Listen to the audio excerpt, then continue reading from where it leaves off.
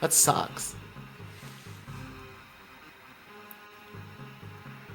Dude, I love the original Viewpoint. I had no idea this is like a Star Fox riff.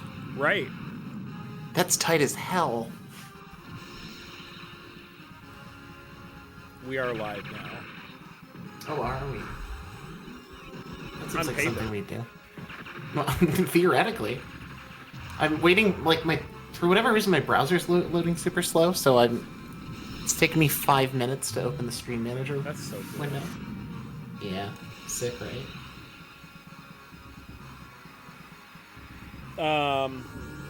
I've been playing Ni no Kuni 2. That game is pretty. It's pretty and it's good. I like it. It's got like kind of a little bit of like idle game mechanics to it with like the kingdom management, where you know like you're waiting real time. Which like when my buddy played it when it first came out on PC, he played it like he would just leave it like he'd go to work and leave the game open so that he'd have a bunch of like credits to come home to. That's sick. Now they've made on the Switch version, the clock keeps ticking even when you are in sleep mode. For the purposes of kingdom management, which is great. But when I save my game, it's very apparent that the clock is also ticking on that when the system's in sleep mode. Because I'm only like chapter 5, which is like pretty early on, and it says I've got 200 plus hours. Damn. And that's a lot of hours, bro. It's a lot of hours, but it's stolen valor. It's not stolen valor. That's what real army people do too. What, they spend 200 plus hours in Ni no Kuni games? Yeah, what do you think they're doing on base camp? You know, they're just like sitting around waiting for shit to happen. I don't know. They're grinding. They're grinding for this. So we're playing a not new N64 game, but recently quote unquote released. Viewpoint 2064 was shown at, I believe, Space World 1999. Yes. But was never actually released. It was canceled, but damn near completed, if not completed. And recently, some preservationists found what is quite possibly like, I mean, as close to a master release of this game as we're ever going to get. And which, if folks don't know, means it was. Yeah. If folks don't know what master release means in this context, it means essentially the base version they were working off of very close to formal publication. So this is not like an unfinished game, even if it never was released. Yeah. Which is cool. What you said you liked the original Viewpoint. I think I maybe only played it once. So. Okay, so for folks that don't know, the first Viewpoint is a really wacky isometric space shooter with like some faux 3D elements.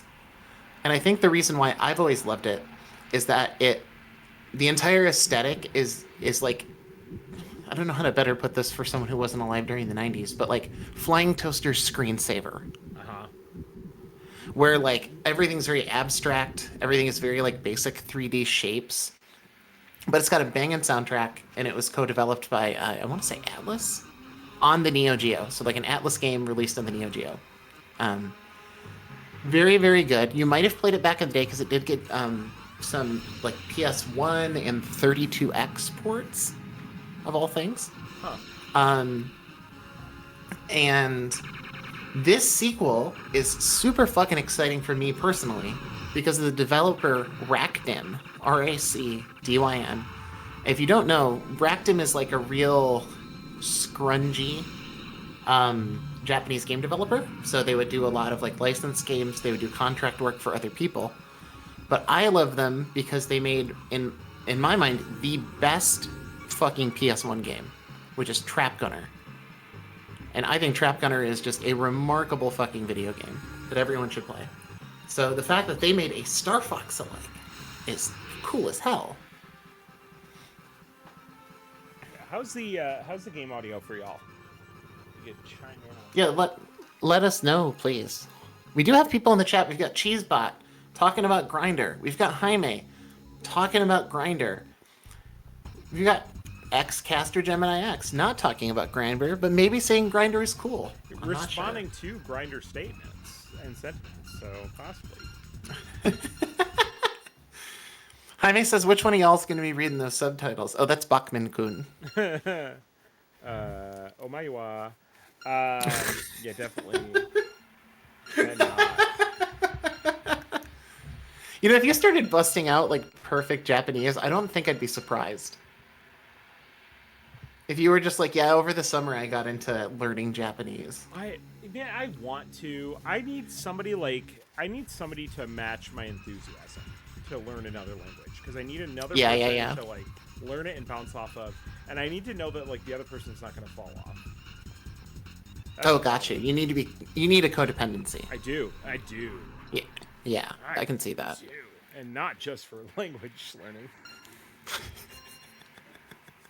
Is anyone willing to learn Japanese and live in Bachman's broom closet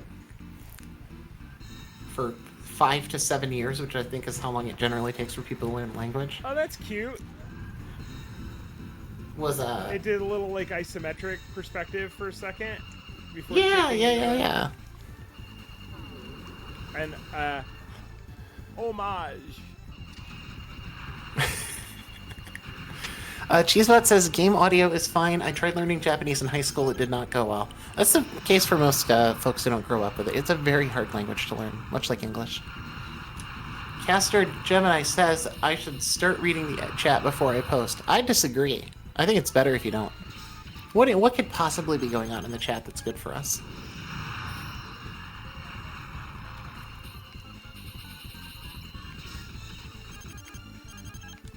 Right, I can already tell this game is great because it had the pop-up thing that said danger. Uh-huh.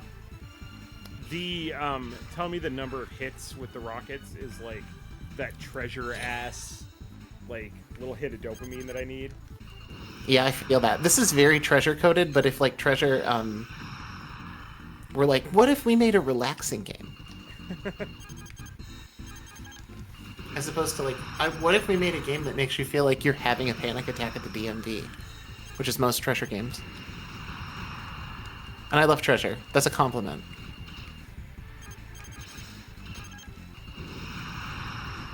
This is really weird because, like, I can only hit up top, like, anything up in the air with my rockets.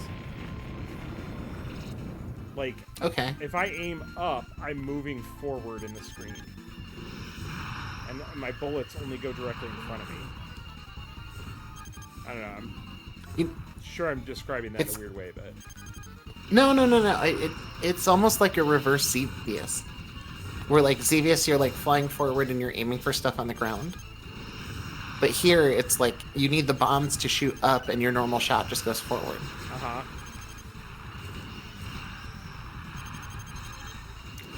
Most shooter games are riffs on Xevious, so that makes sense to me.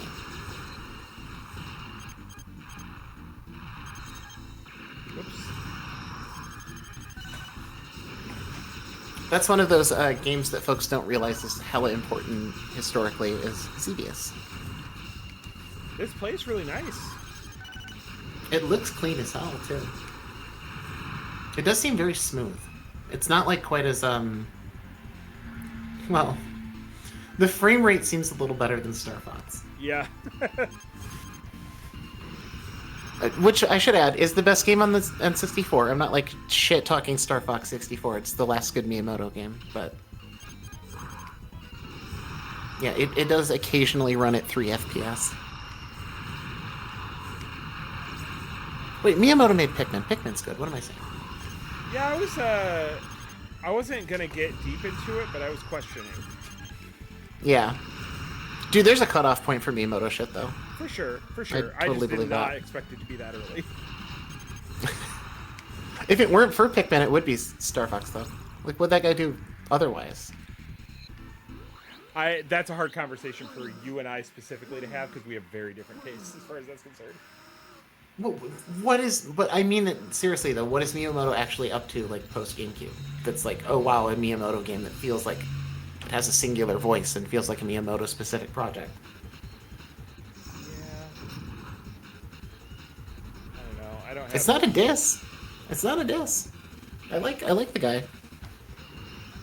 He just also has like David Lynch brain.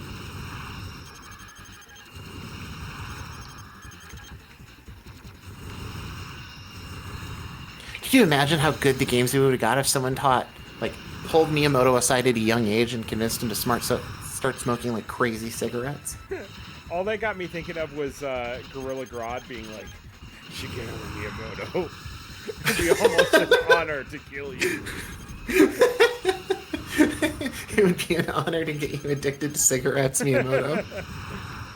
If I had a time machine, you're like the one person I would get addicted to cigarettes. Gorilla Grodd being like, dream blunt rotation.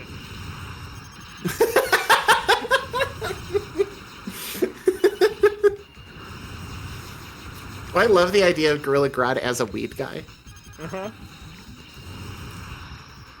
Because, like, his whole deal relies on his brain working properly. Exactly. And then if he becomes a weed guy, he just becomes like like a gifted high school student who's spoiling his potential.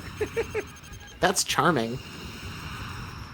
This is I know a lot of people like that. Like, I don't necessarily like having my aim tied to my position, but yeah, I have to check whether aiming in a certain spot is safe based on what's happening on the ground.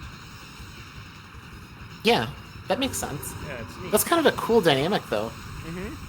Yeah, it's definitely unique. I have not played another game that plays with that mechanic similarly. And it's not like you're eating shit either, Outrun. Which is nice. Outrun? Yeah, we're choosing our path. Oh, okay. You got me excited there for a second. This is a super sick mechanic rather than like all the hidden stages in Star Fox 64 are super cool, but if you're making an arcade game, just arcade it up, baby. Yeah. I don't understand. Okay, Jaime stepped in. Oh, go ahead. No, go ahead. The chat will always be there. Our fleeting thoughts may not be. The only thing that I was like holding out on for like naming anything is because I don't really have a good handle on like what specifically Miyamoto was involved in. Yeah. Like, I assume anything like Mario is going to be he was like directly involved in, but I don't know if there's like exceptions to that or whatever. Well, Jaime says Wii Sports and Fitness feels like a cop-out answer for a good Miyamoto game. I don't think Wii Sports is good, but I can understand the appreciation for it, I guess. Yeah, I mean, I think Galaxy 2 is great. Mario 3D Land is like my second favorite Mario game. If he did that game is excellent. Excellent work. Like, I'm pretty down on 3D Mario, but Mario 3D Land and World are both bopping. Land is better, but they're both pretty good. I cannot stand World. Really? Cat Mario ruins it for me. Oh, wow. The meow when you finish a level, like, fuck off. And it's like, so you just gotta... You get that power-up too often, also. Like, so much of the game depends on it. Oh, the whole game is built around it. It's, like, very clearly mimicking the way that Mario 3 is built around the raccoon tail. Yeah. When, like, previous Which, I mean, Mario could be an had, L or a W for you. Multiple interesting power-ups. Mario 3D World felt like a one-trick pony as far as power-ups are concerned. I don't think you're wrong. I just think it's a different approach. It 3 has fun power-ups in it, but literally all you do in that game is get the raccoon tail. That's it. It's the entire mechanic of the fucker. I feel like Super Mario World, does a better job with making each power-up good and unique. But I don't know if that necessarily makes it a better game for me. For sure. Neither of them included obnoxious sound though, so I get that. The thing that I've missed about Mario World is like Mario World had like a bunch of different power-ups, and you could carry those power-ups anywhere you wanted, and it just felt like it gave you different like ways to tackle existing stages, and everywhere. Like, like Yoshi, for example. Yoshi in every subsequent game after Mario World was like, we're gonna design a level around Yoshi and you'll get him there, but you can't take him to the next level, and he can't, like, you know, you won't find him anywhere else. He's going to be just in these tailor-made sections where we want you to have him. And that always sucks. I think you're right about that. I think the power-up storage mechanic is arguably the best part of that game. Just how it works and how it allows you to kind of, like, almost feel like you're cheating just by carefully rationing your power-ups. Mm-hmm. Like, it feels really powerful to go into a ghost house with a feather, because you just don't get them. I think that's cool.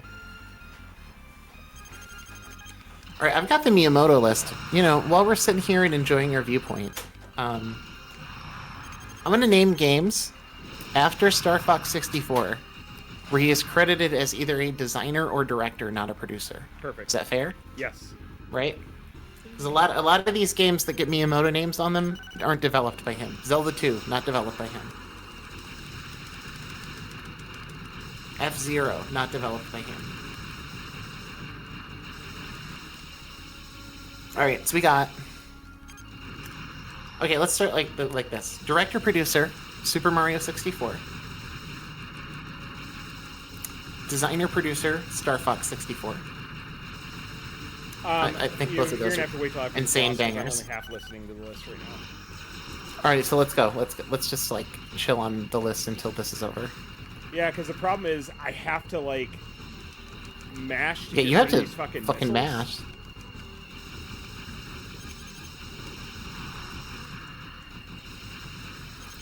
I can't really use my rockets because I'm like, oh god. The mechanic where you can, like, scoot the ship forward to avoid explosions is also kind of interesting.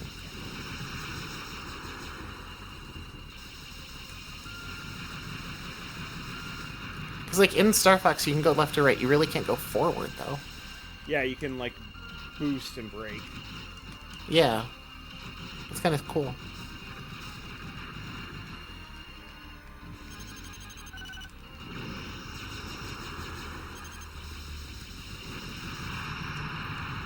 Oh, interesting. I knew that was going to be the final shot because I charged up, and it only locked on twice. Okay. Hit me with the list. Okay, the list is... I lost my scroll. Motherfucker. He wasn't even a fucking designer on Pikmin. It was just his concept. Interesting. That changes everything. Game design concept. The next credit he gets is Mario Galaxy. Okay. Twilight Princess.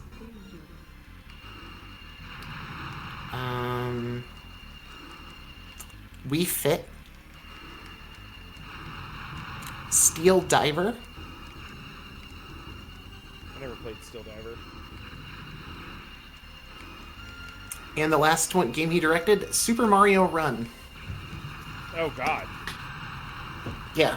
So, like, he gets a lot of production credits for being, like, a general game designer, but he doesn't really get his hands dirty that often. Yeah, I mean, yeah, if it's, like, his last good game because it just was the last game he did. Like, yeah, no, I'm with you 100%. I mean, unless you're a real Wii Fit head or something.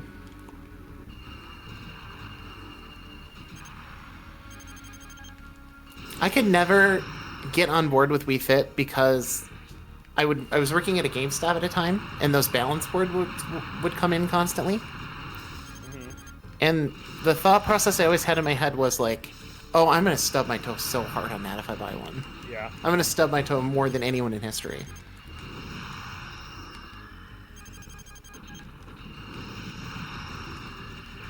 Jaime asked, would you call this a 3D bullet hell? I mean, not really, right? Like, it's a space shooter, but these aren't like bullet hell patterns where most of the game is just dodging bullets. Yeah, the patterns happen, but not super often. And they're not that busy either. Encounter the huge insect. Oh, yep, there it is. I think the distinction between a standard shmup or STG or whatever you want to call it. Codename Grass Slaughter. Let's go, baby!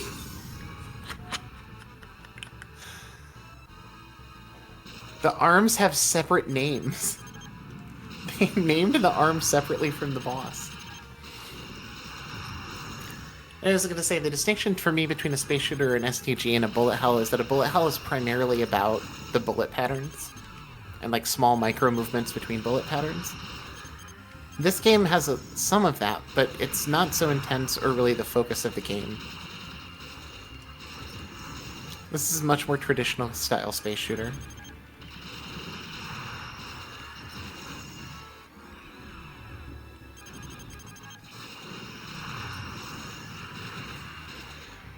And I think it's probably good, because you can tell Bachman is locked the fuck in right now. Mm-hmm. Yeah, this game is sick as hell.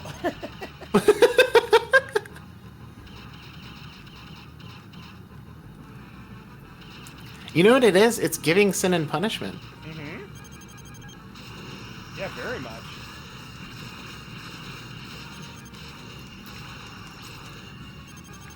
God, whoever was sitting on this prototype was sitting on some gold. And look, it's like a fucked up dragonfly, and it's like pooping bullets at you. What else do we need in life? Yeah, it started as a... Ooh, okay. That's cool.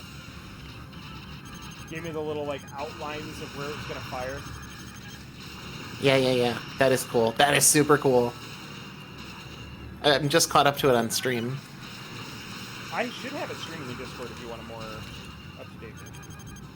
If I do that, then for whatever reason, the Twitch page won't load. Sick. So, it's my dog-ass laptop, I think. These boss fights are nice and long, too. Mm-hmm. Like, I know that might seem like not a good thing for some folks, but, like... But, like, no one part of it overstays its welcome. Yes, and also there's multiple phases and steps in it, which I think is important for a game like this. Like, you wouldn't necessarily want to have each boss be like a fast 30 to 60 second fight where they have one gimmick. It's cool that they cycle between a bunch of gimmicks.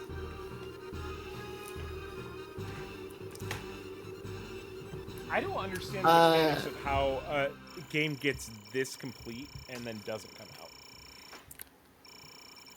I mean, I guess I can see it to some extent, because my immediate thought was like, who the fuck is buying this? Other than, like, me. Yeah.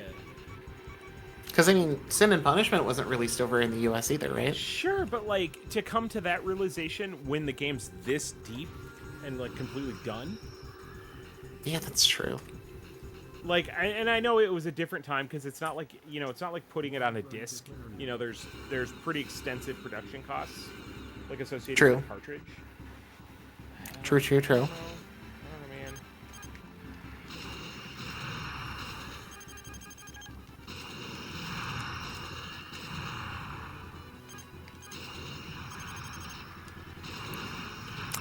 Caster Gemini asked, why wasn't this released?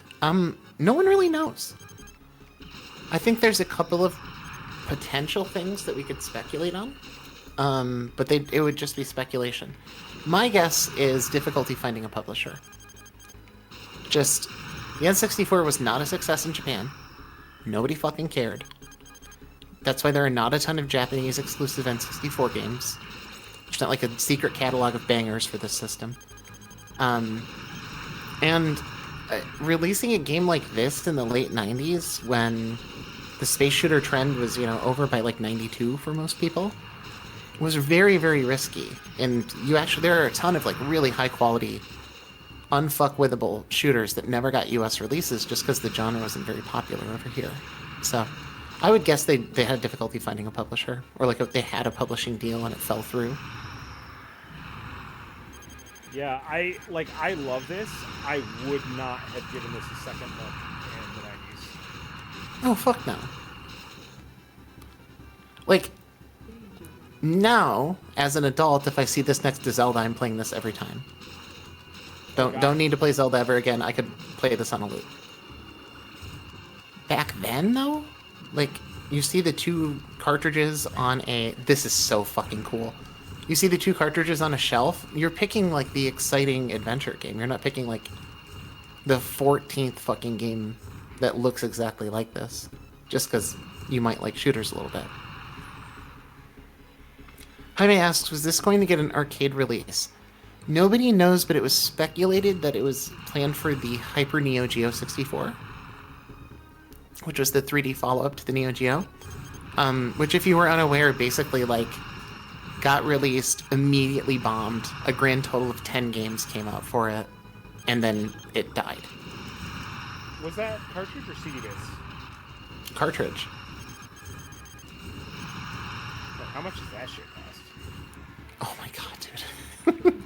That's my, like, if I have an infinite dollars, I would buy a Hyper Neo Geo 64. Yeah. I mean, there's 2 exclusive Samurai Shodown games on that system. There's 2 exclusive Fatal Fury games on that system. There's an incredible light gun game on that system. The racing game is really good, which I played when I was in Africa. Yeah, interesting. How's the emulation for that? Fucking dog shit until as of, like, last month. Ooh, do we need to... Where they finally cracked some stuff in MAME. Do we need to take a peek? We probably should. There's one game that was released for it called Bariki 1, which is like an early MMA game, and that is one of the best games I've ever played in my life. Okay. It's a fighting game with a really unique gimmick, which is it's 2 buttons and a stick, right? Mm-hmm. One button is walk towards your opponent. The other button is walk away from your opponent. And all of your attacks are done by inputting stick motions. So, like, tapping the stick in the direction of your opponent is like a jab. Tapping it down is like a low kick. Doing a down to forward punch is like going for a leg grab. Oh, weird. And then every fighter has a different fighting style. So, like, a wrestler does like a bunch of like big 360s and 720s, whereas a kickboxer is going to have a lot of moves with down motions because that's how they represent kicking in the game. Really, really cool game.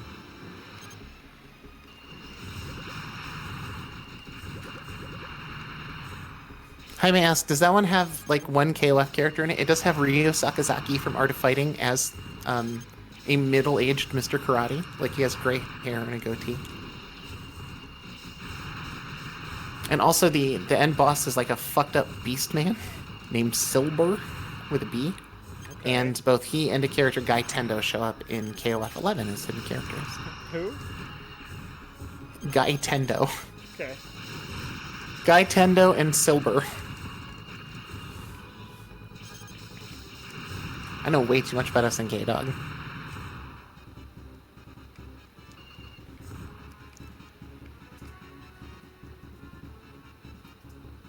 Yeah, they made a game called Beastbusters on that system that's basically just House of the Dead made by SNK, but 4 times as violent. That rules.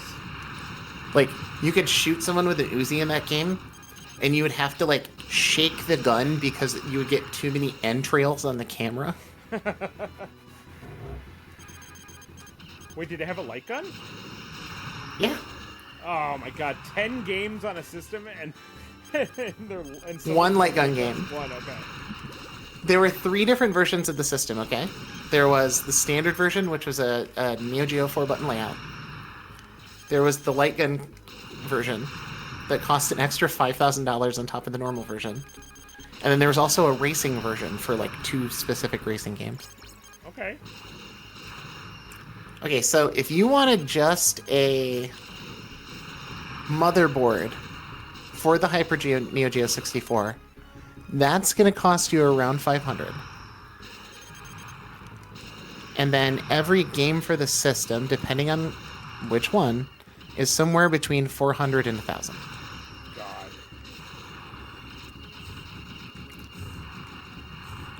Beastbuster's Second Nightmare, Light Gun, SNK Neo Geo 64 for just the cabinet is $1,500 for the single game.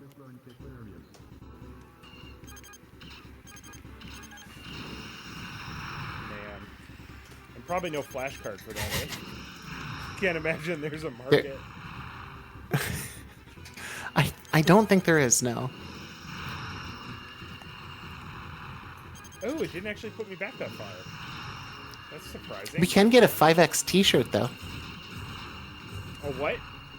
A 5X T-shirt that just says Hyper Neo Geo 64. Okay. Like, I looked on eBay for it, and all it is like $1,000 carts and then one 5X T-shirt.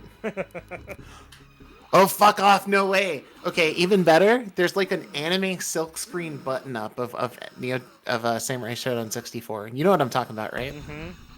Those button up shirts with the anime characters on them. Darkness. Oh my god, dog.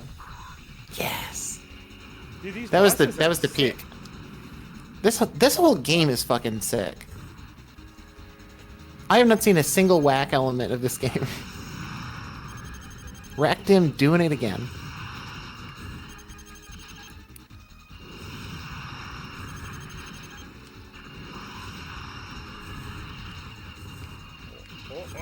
Oh, fuck me.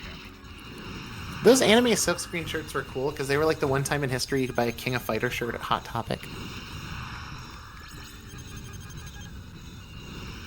Were they complete like disasters that would prevent you from ever getting laid? Of course, but that's not the point. I mean, who has time to get laid with those Neo Geo CD loading times?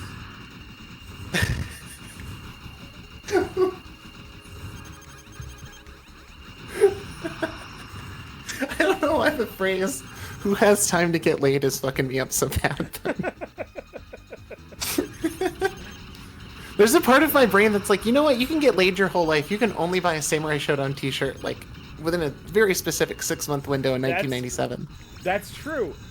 But the more time you spend buying Samurai Shodown T-shirts, the harder it is to get laid later. So it's not. That's not true. A one-to-one time thing. I don't know, man. No, because I don't believe you. I think you could eventually find someone that would love you and would also appreciate a Samurai Shodown T-shirt. That's fair.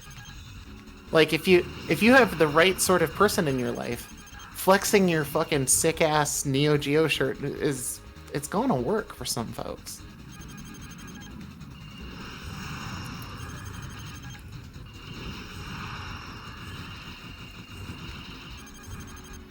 You know what? I fucking got married, dog. That's proof positive. And I had 2 anime silkscreen T-shirts. I didn't have just one. I had fucking 2, brother. I didn't say impossible. Yeah, that's true. I did have one that was just yin and yang with like official concept art from Street Fighter 3. That shit was sick. Yeah. The other one was Genjuro from Samurai Shodown, who's like the big purple-haired guy. And he was sipping an enormous flask of wine on the back of it. I'm like, why is this being sold to like 12-year-olds? This is so sick. Dude, these lasers are sick. What the fuck? This is so cool. I'm such a sucker for like a well-communicated mechanic that looks cool. Which I realize is everybody. I'm just a sucker for a well-designed game that's impressing me. Yeah. Jaime said, if I had a silk shirt with Rio on it, I don't know if I'd care about getting laid. I'd just be chilling. Just be chilling increases the possibility of you getting laid if you're in the right community. For sure. That's what I'm saying. Be comfortable with yourself, fam. Wear your silkscreen T-shirts. Maybe don't do it if there's like pictures of nude anime women on them, but even then, that works in the specific context too. Just not in like Walgreens. Whereas you might be able to get away with your Rio T-shirt in Walgreens. That was 100% my fault.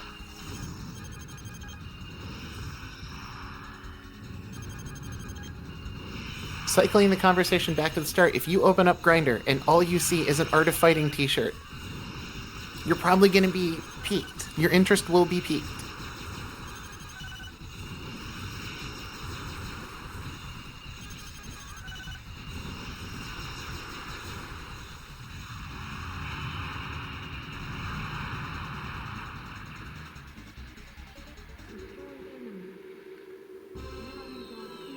Why can't wait? Now I just want to go left even more.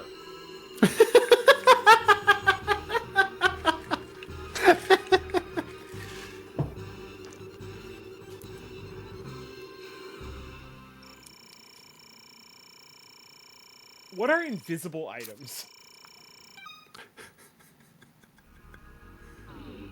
Dude, the light speed effect in this game is actually good, though. I want to know more about this Monster Rancher mascot that's following me through this game. Oh, that is a Monster Rancher ass character.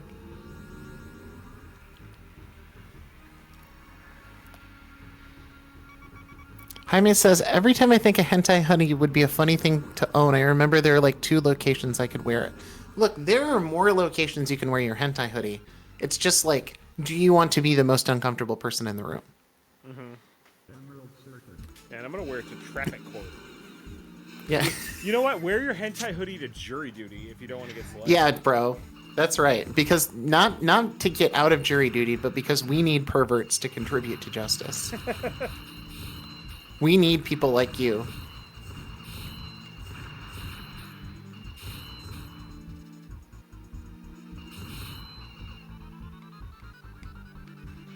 Oh, shit. Block. This level's cool. It's very much a tribute to like the original OG Viewpoint and kind of what it does.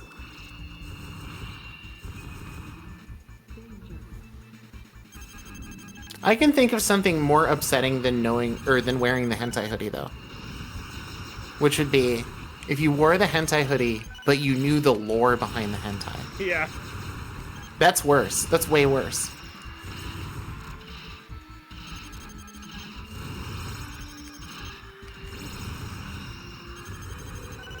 Being into hentai because it's got the best storylines. Yeah, exactly. I have an English lit degree, but actually my favorite book is Bondage Fairies. So these purple balls are gravity wells. They're like pulling me into them. That's sick.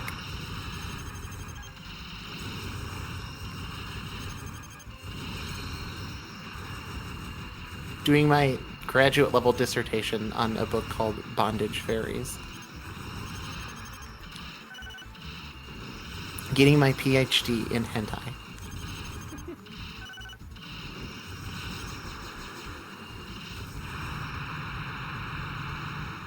Professor of hentai studies. Getting my ONC in hentai.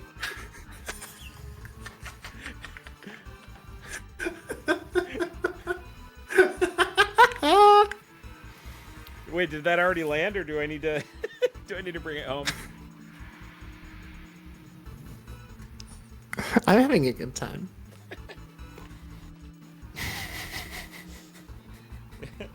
What kind of education do you have? I already have my own chop.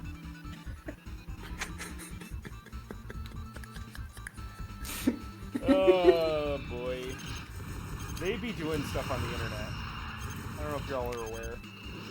A lot of it is hentai related too. Most. I think if you trace it all back, like hentai is everywhere. They have it on computers these days. That's true. Hentai was definitely the first, like, crazy thing I saw on the internet that I was like, oh, I should not be seeing this.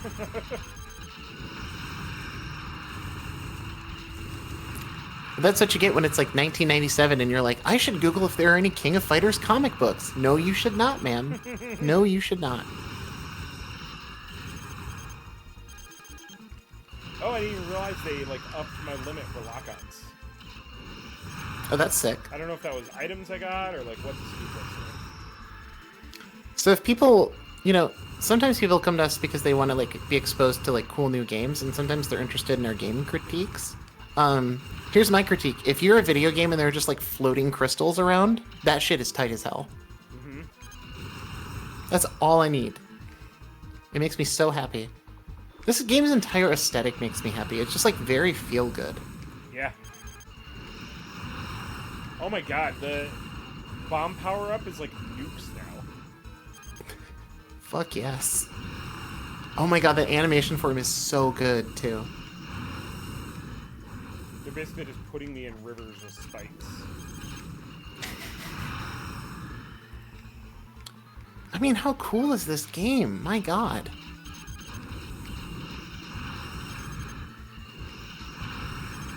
Like, it's got such, like, baby's first 3D game vibes to it, but it's so consistent. Do the people who own it right now just, like, not have it? Like, why would they I don't know. Like, release this later? I really don't know.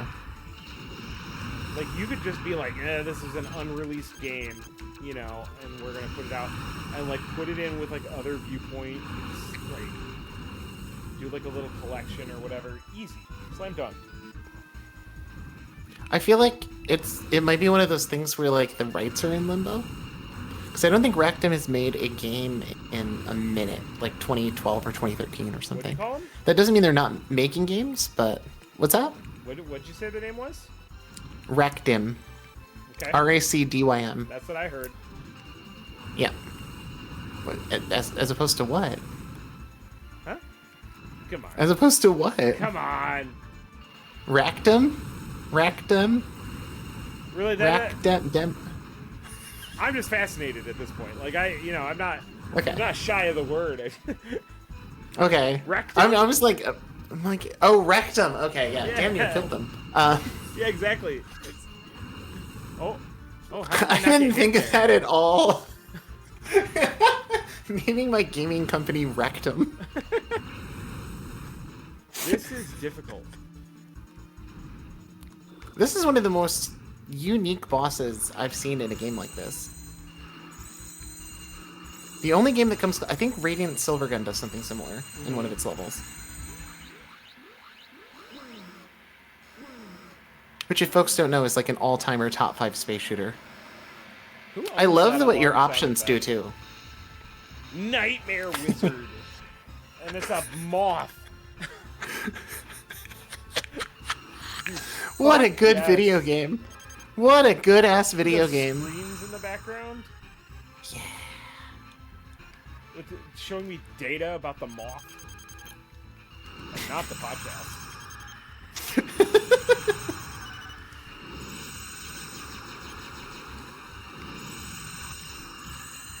I love the idea of it being about the podcast. It's like, oh, we got a sponsorship for this one. Ooh.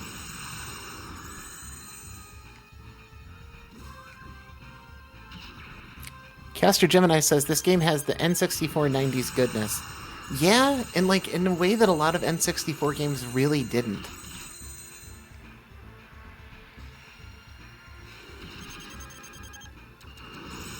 Like, I very much associate this system with, like, failed attempts at 90s goodness. This is just very pure and very wholesome. Uh-huh. Oh my god. Oh my god. Ooh, my swords are taking out those bullets from the side. That's awesome. Yeah, those options are sick. The animation on them is really good, too. Like, I love the little, like, transparent trail. Yeah, they only take out some things, and you just gotta kind of have to know what bullets you can kill and which ones you can't. I'm about done. I'm about done. I don't think I'm gonna beat this boss. These bullet patterns are pretty tricky. This is the first time it's gotten close to hell, I think. Uh-huh. Which, you know, level 10 or whatever, not bad. Yeah. I mean, it is a nightmare wizard we're fighting. It's not Chill Wizard? Normal Wizard? Chill Wizard is always the first boss I fight in Mega Man X.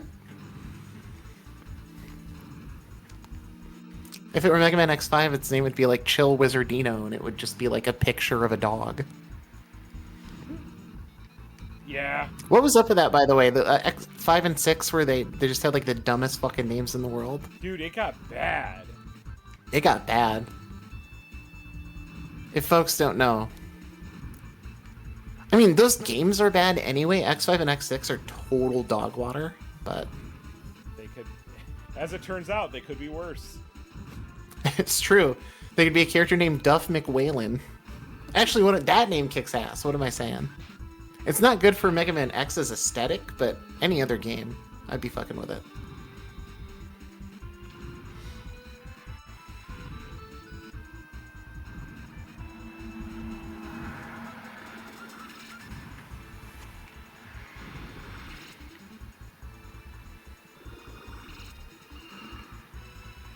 Man, Axel sucked.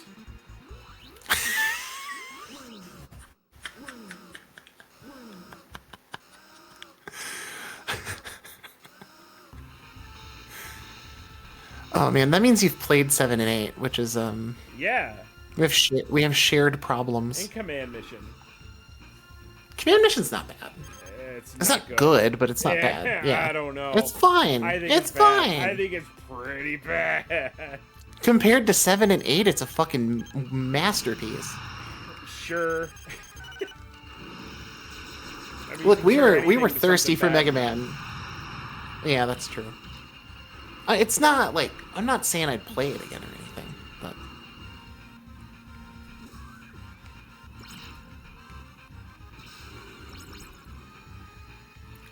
although there is an interesting fan project out there, which is Mega Man X8 remade in the X2 engine. Oh, that's cool. Yeah. I'm still waiting on Mega Man X Corruption. Someday. The world's first 30-year-old fan game that never got released. Dude, but every once in a while they release something, and I'm like, oh, it does look good though. I don't think it's coming out, but it looks good if it did.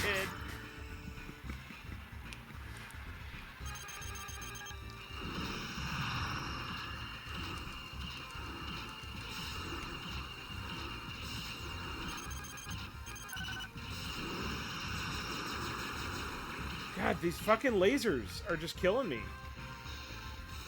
They're brutal.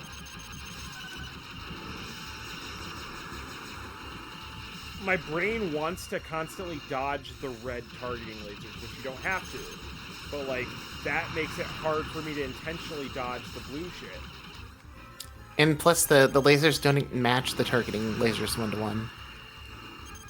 Like, at least in other fights, the trackers give you indications of where they would show up, but the perspective on this one makes it seem like they're a little to the left or a little to the right or something like that. Mm-hmm.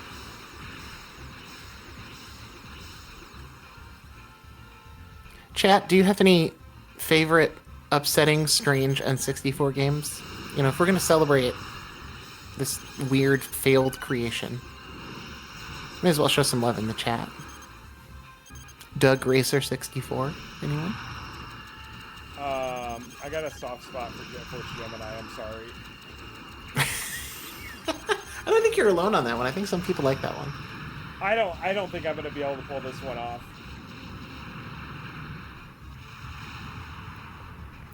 I cannot get a handle on those blue lasers. That is a tough fight. My 64. I like Mischief Makers a lot. I know a lot of people don't. That game kicks ass. Also really like the Wayne Gretzky's hockey series, which was basically like NBA Jam but for hockey. Made by the NBA Jam team. Nice. It's pretty good.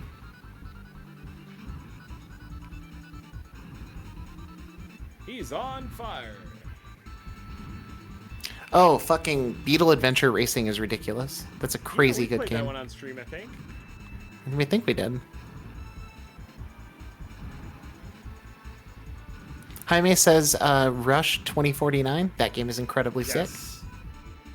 Although I mostly played it on the Dreamcast.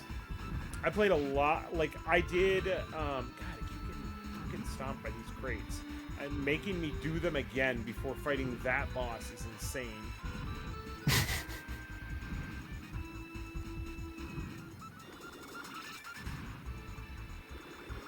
Caster says Wave Race 64, and you know what? I think that game's pretty fucking good. I think that's a good little video game. Oh! I can put my options in front of me. Oh, sick.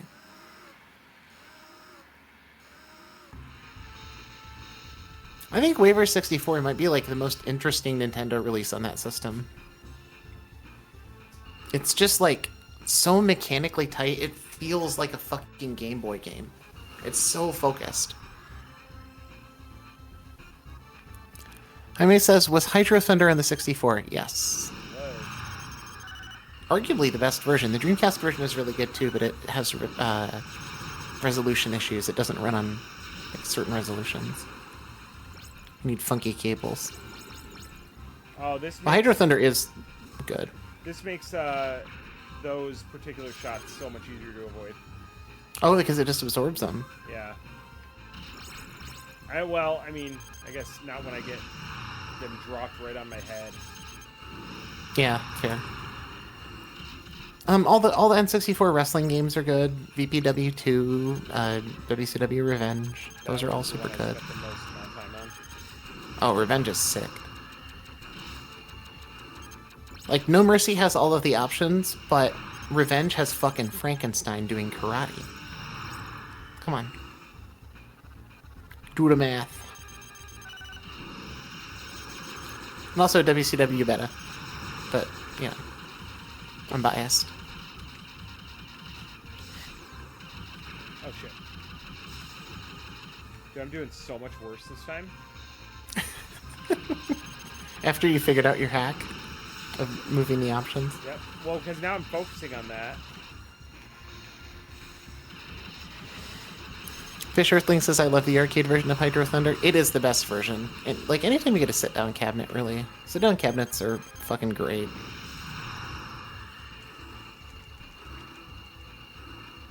This game needs a turbo controller.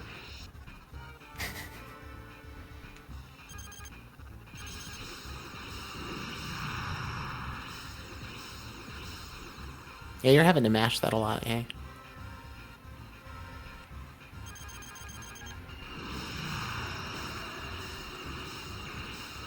Yes.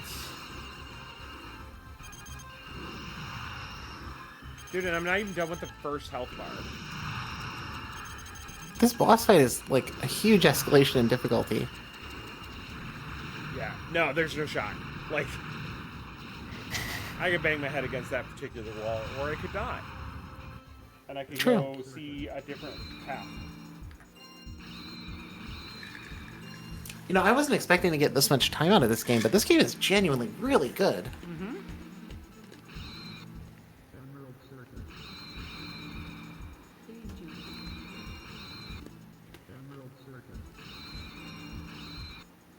Holy fuck. Dude, a single light gun for the Neo Geo 64? Give me a price check on it. Just the light gun, not the system, not the game. Just a second light gun. Man, I wanna say throw $1,000 at it. $830. Oh my god. Oh my god. Is that sealed at least? No, that's used.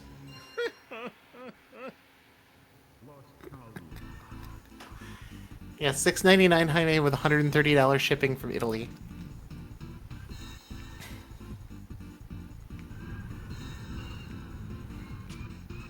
SNK, I know you will never actually do this because you're ashamed of your history, but please release a Hyper Neo Geo 64 collection for the girlies. Please. Please. Please. Also, release a compilation of all your fucked up PS2 games. More people need to know there's a sequel to Twinkle Star. More people need to know what Twinkle Star is. Possibly at gunpoint.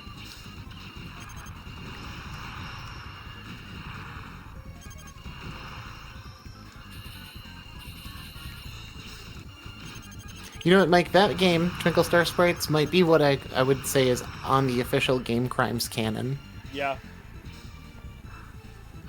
I don't think it'd be a long list, but it'd be on that list. Yeah, Twinkle Star Sprites, Third Strike. Third Strike. Third Strike is definitely in the canon. It's tricky from there, though. I'll tell you that. Virtual-On 2. Uh-huh. Oratorio Tangram. What? That's the subtitle of Virtua Fighter 2. Or of Virtual-On 2. Oratorio Tangram.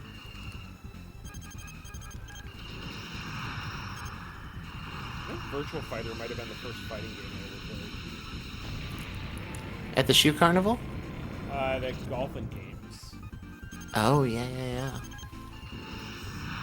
I knew ours from the Shoe Carnival. They had a Virtual Fighter cabinet right next to the game where you could, like, play, like, arcade hoops in order to win free shoes. Yeah. Jaime says, hey, SNK, use some of that Saudi money to make a new Metal Slug. Yes, and. Did people I like keep that meaning Metal to. Slug Tactics game? People do like that game. I keep meaning to try it. Yeah, that's what I thought I remembered. It looks really pretty too.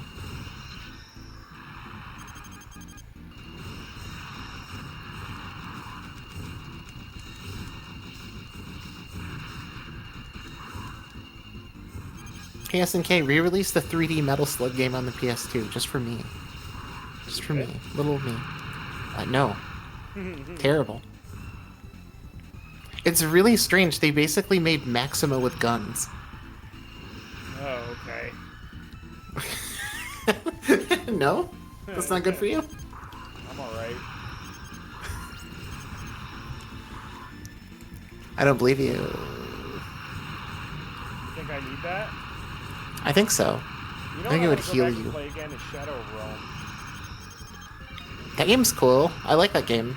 Yeah. Wait, no, I'm thinking of a different one. I'm thinking of Spartan Total Warrior, which also kicks ass. Just remember Shadow of Rome, you could, like, cut off people's limbs and then pick up their limbs as a weapon. Oh, shit. And, like, beat someone to death with another motherfucker's arm? I had a dude, I had one, like, core gaming memory playing Shadow of Rome, and there's, like, it was in a Coliseum, and I chopped off a dude's head, and I knew that there was a guy who was almost dead on the other side of this wall, and I picked up the decapitated head of the last guy and just lobbed it over the wall blind, and it hit the dude and killed him. Fuck yeah, that's awesome. It was so sick. That's sick as hell. Jaime says the game my brother and I played most on the Wii was a Metal Slug re-release. Yeah, that's a good little collection.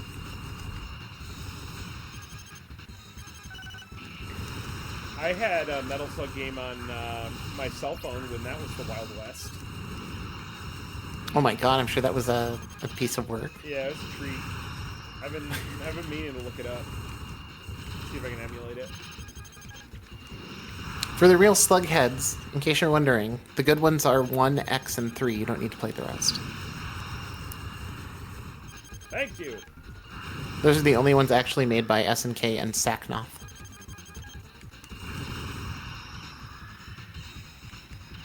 And if you really love Metal Slug, then you have to play one of the developers' other games for the Neo Geo, which is Neo Turf Masters, the golf game.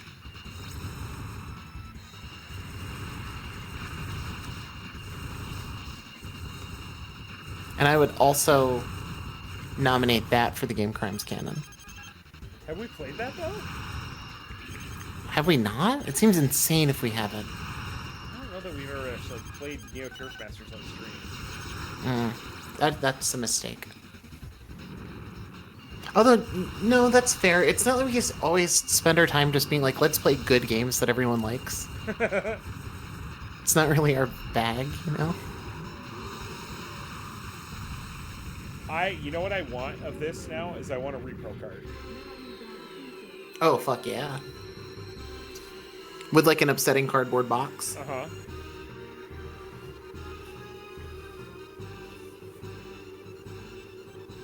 I feel like this would have been this would have been. First of all, this is a cousin game.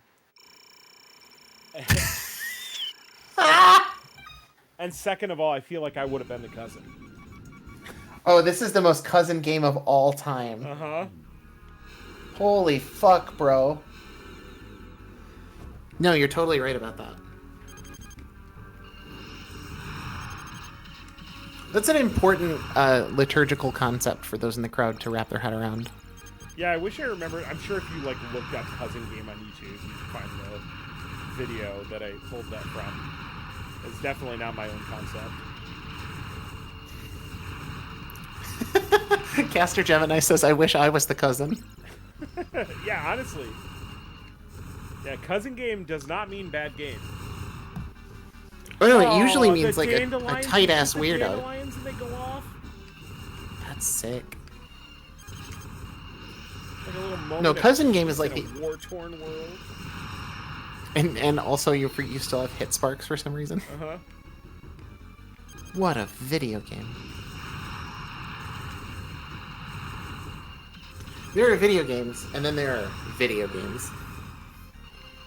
We're in prime video game territory right now. Yeah, Fish Earthling says, sounds inappropriate. Sometimes cousin games are inappropriate, but that's why they're good. Sometimes you need to see Resident Evil 3 when you're fucking 8 years old because your cousin is playing it. Yeah, cousin stuff is a verb and a noun.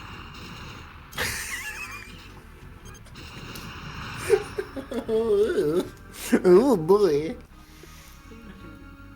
That's a questionable situation. Slap that content warning this week,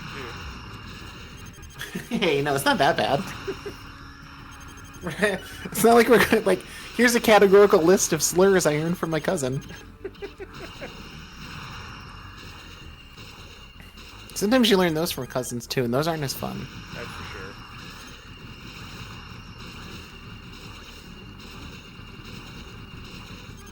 Oh, duh. Chrono Trigger's definitely in that Game Crimes canon, baby. It's the only game we played to completion on this bad boy.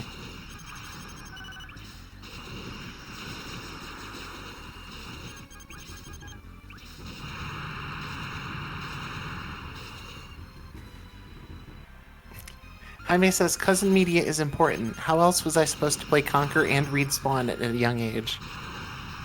Spawn is like the ultimate cousin comic. Oh my god, that's like the most cousin thing ever. Yeah, for sure.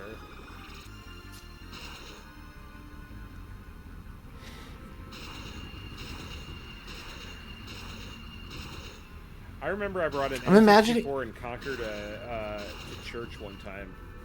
We had something going on over in the parish hall. and I had my mom worked for the church, so I had the keys and knew where to get the TV cart. And then we had one of the parents like walked in on like all of us kids right during the Great Mighty Pooh. I feel like you could have at least saved your bacon in that situation pretty easily, because you could have like started crying and then be like, I just wish I could save him. That's true. I just imagine the ultimate cousin artifact, and I think it would be like a Spawn Comics hoodie. Like, it's got a picture of Spawn on the back of it. It's a hoodie. It's been worn to Christ.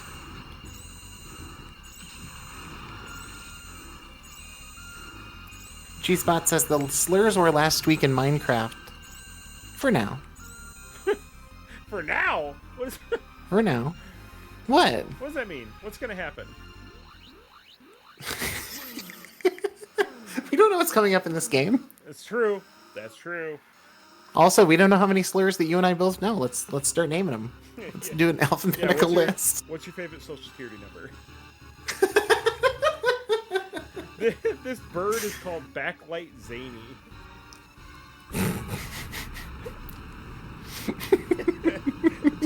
just really taking the GBA modders to task.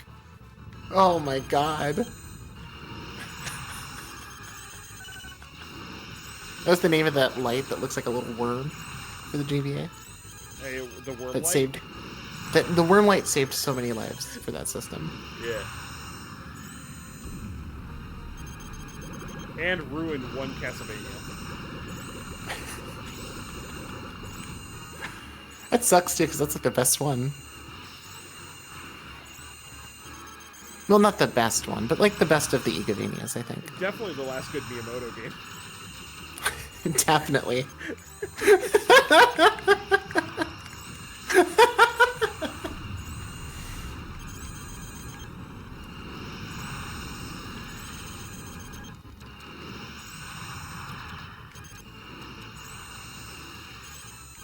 I played a lot of Game Boy Color games on my GBA. I think it was primarily what I played on my GBA.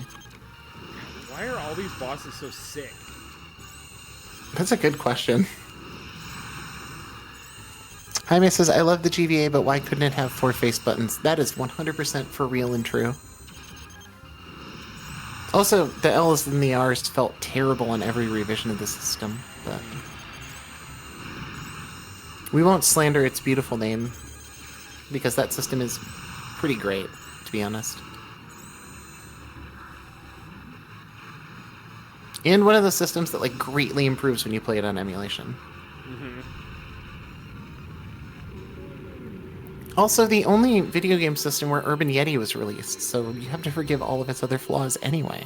God, don't unlock core memories without my consent. Is the Urban Yeti also going on the canon list? Yeah. Yeah? This part of the Game Crimes Canyon? Yeah. Canyon? Ooh, I got Game an Crimes invisible Canon. item. I didn't see it. Okay. Nice. I think. Fish Earthling says, I still rock an SP. That's sick. Nice work. We bought. I hated the way the buttons felt on that thing. But... Me and a coworker bought all of our Weather Guys childhood GBA stuff off of him.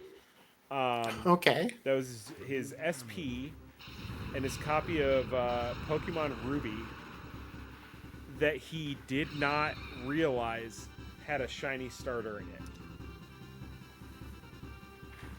Okay. Like it just pretty sure you can. His starter just happened to be a full odds shiny.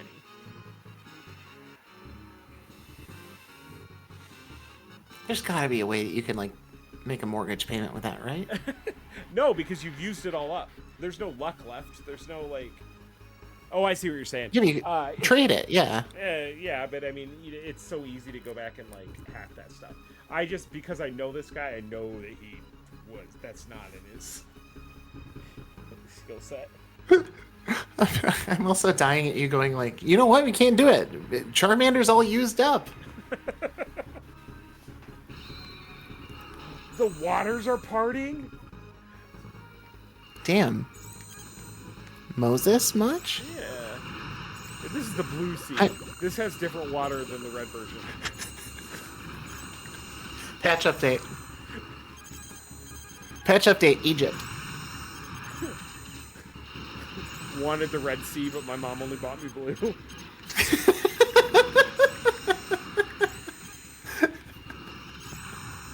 I told her I don't like the blue one. Everyone else is gonna have a blue sea.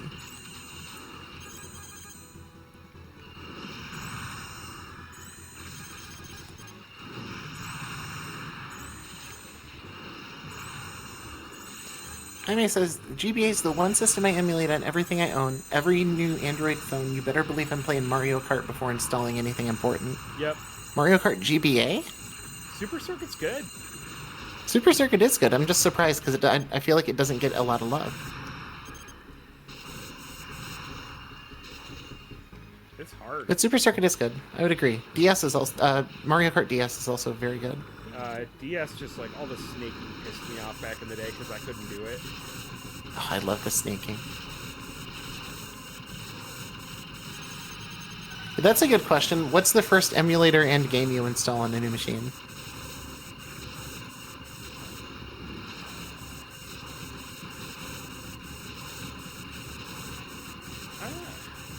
I don't know. I'm probably I don't install emulators much anymore. You just have so much original shit now. Yeah, usually you don't really need to. When we're about to load something up, I have that I need an emulator for. I have to install one. I don't feel like I ever have an emulator set up ready to go. I feel like I have an easy answer for this, but it doesn't feel fair, which is Mega Man X to see if whatever I'm installing can handle the better emulation. Because, ZSNES chokes on that stuff. Or not ZSNES, but some emulators choke on Mega Man X2 and X3 because they have special chipsets. Yeah. And Yoshi's Island. That's why I've always said that X2 and X3 are the God of War chains of Olympus of the Super Nintendo library.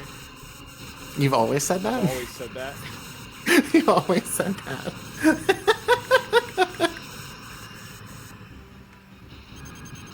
People would kind of wish. The real answer is, yeah. But I mean, I wish you could.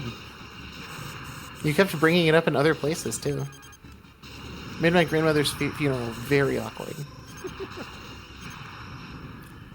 I think the real answer for me is actually Demon's Crest. I usually install Demon's Crest and play through Demon's Crest once or twice a year. So. Oh, okay. I love that game. Yeah. my like if I'm like setting up a device and loading emulation on it, I feel like I always just want to have everything. So like I just dump as much as I have storage for onto it, and then I never play it because I'm sick of it by the time I'm done with that.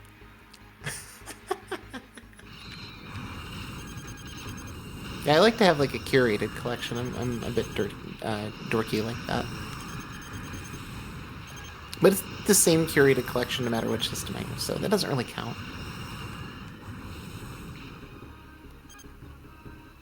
Yeah, I think I always am just like thinking of this hypothetical future where like I need to play something retro, but I don't know what I'm gonna be in the mood for at that time. So I'm like, well, I gotta have everything. That's fair. What if I don't have the 8th Harvest Moon game? What if I want to play the 7th beforehand? I do notice that because then I'm like, okay, I'm loading everything on this thing, and it's like, well, why am I Galactic Crawler? That's a name. I'm loading everything on this thing, and I'm like, well, why am I doing multiple Harvest Moon games?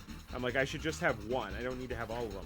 But then I'm like, well, which one is the best one of this series I never played?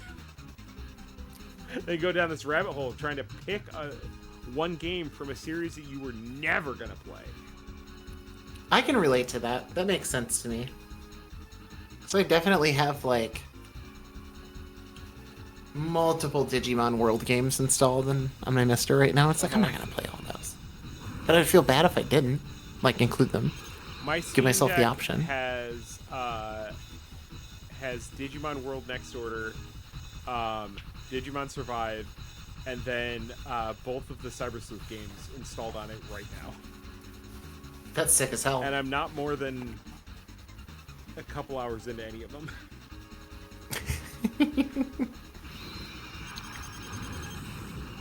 You know what I'm playing at the moment that I have not like thought about in ages? I'm playing through Breath of Fire.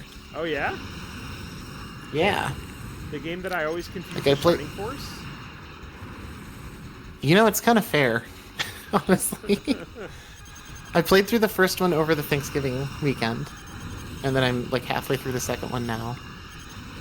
And I don't know how to put it, but like they're really generic, right? Uh-huh. Like they are the most generic JRPGs, but there's just kind of just like a little bit of charm in them, just a little bit. Yeah. I remember finishing the first game and going like, wow, that was like so much nothing. And then immediately picking up the second one. Yeah, I can't explain what I mean by this, but I feel like Breath of Fire is like what Legend of Dragoon is to Final Fantasy.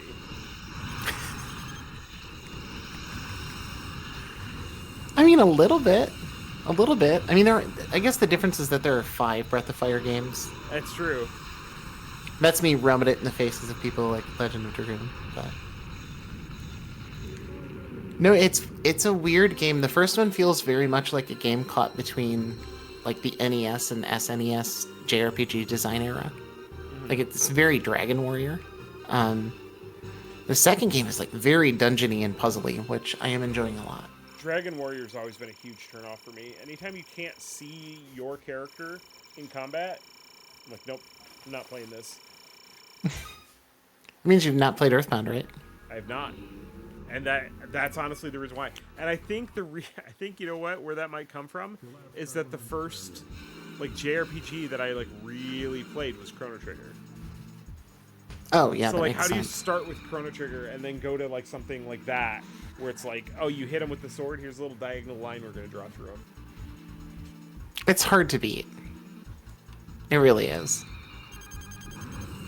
I thought you were going to say, you know why that is? Object permanence. I don't even know why I'm there. Walk into a fight with an animal and I'm like, what the fuck? Who are these people? No, Breath of Fire 2 has like a really beautiful sort of like isometric kind of perspective during its combat, which I enjoy. Like every menu action you choose has an animation for it, and that's how it should be.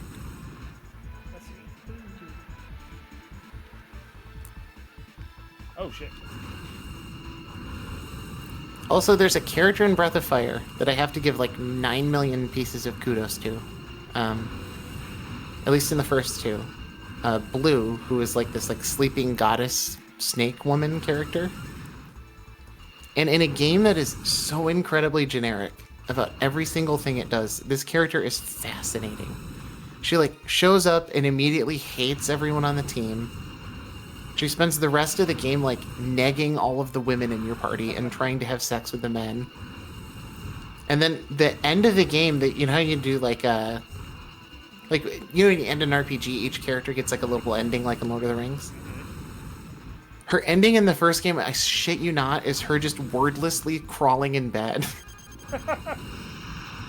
It's like you beat the boss who is like dragon god, and it's like the next thing you see is just Blue like walking to bed and taking a nap. Like that's sick as hell.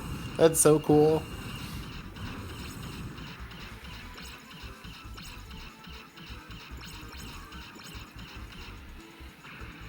I don't know how the fuck I'm supposed to deflect that.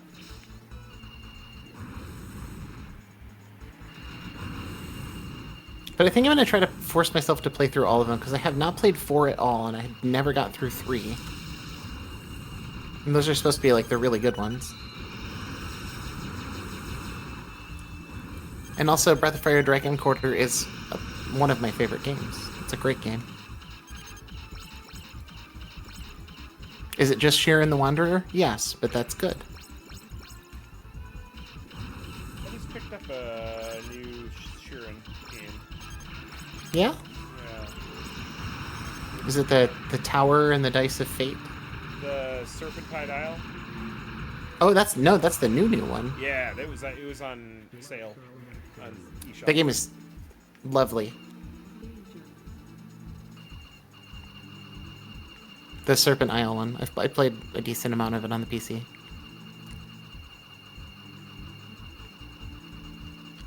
But I'm a sucker for every Sharon game. I think they're just wonderful. Man, shout out to the time I saw somebody I didn't follow on Twitter being like, hey, I need to clean out some stuff. I'm selling all this stuff in my closet. Like, DM me a price. And I was like, follow, DM. And I got like 3 Dreamcasts, one that was halfway to a VGA mod, and like a bunch of games. I think I paid him like $40 for the lot, and he threw in a copy of Sharon the Wanderer for SNES. What a fucking king! Yeah. That's incredible. He was sick as hell. Here, by the way, the greatest game on the system. Just throwing this at you a little bit.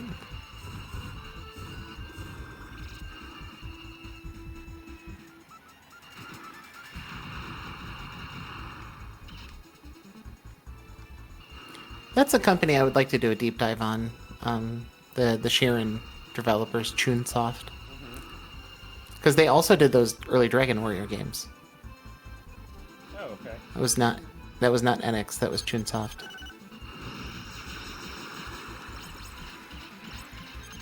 Cheesebot says, I remember playing Breath of Fire games when I was younger and thinking, oh no, they're hot to a lot of the characters. I get it. There's the Jewish stereotype fishman. There's the gigantic horse guy. There's a androgynous tree. Right on. Yeah.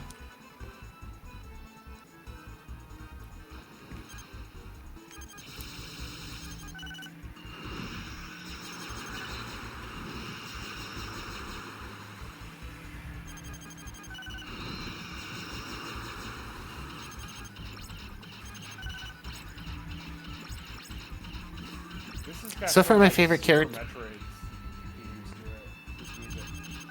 You're not wrong.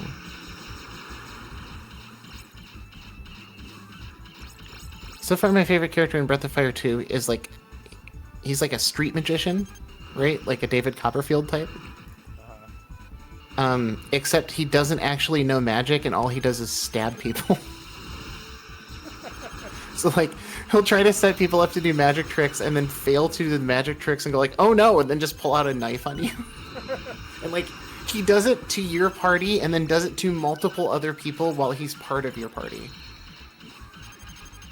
And they have to be like, yo, please stop doing magic tricks. Oh, thank God, dude. I was one hit away. That's a brutal fight. Oh, the stage isn't even done yet?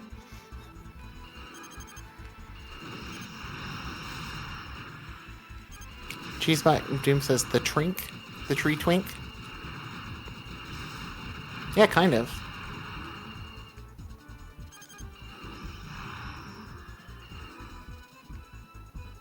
The tree twink that lives at the circus.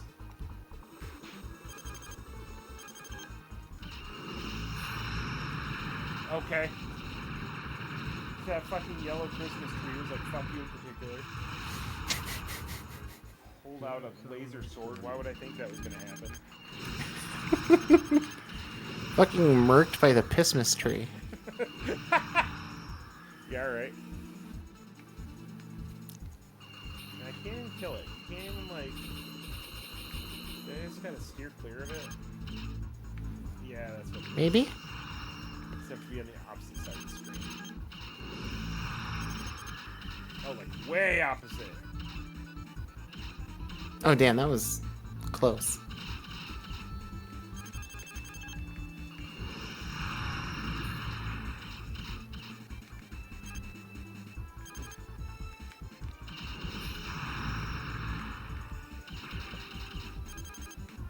Oh, this one's right in the middle. Oh, you have to wait till they come up and then you can... Oh, it's like like one of the Mega Man enemies. Yes. The Me Tools.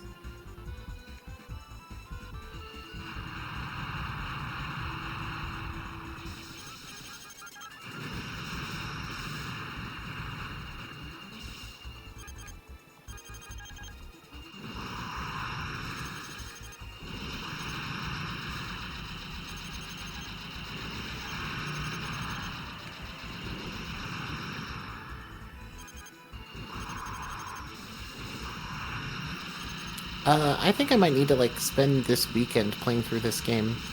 Yeah, I absolutely recommend it. God damn, this is good.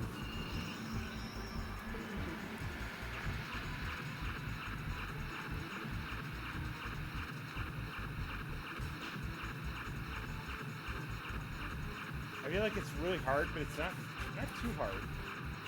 Like, I feel like that It's last not- boss, if I fully understood the mechanics, I'd probably be okay. I haven't run into anything that seems unfair. Which I think is like a feeling unfair is kind of a big deal in a game like this.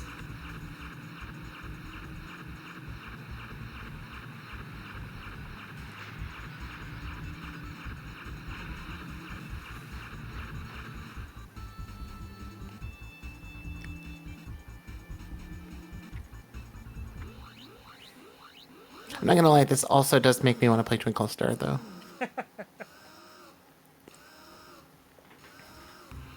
Makes me want to play Mars Matrix. That game is good. Especially the Dreamcast version after you unlock all the cheats. Uh-huh. Bloody Vice. That's a good one.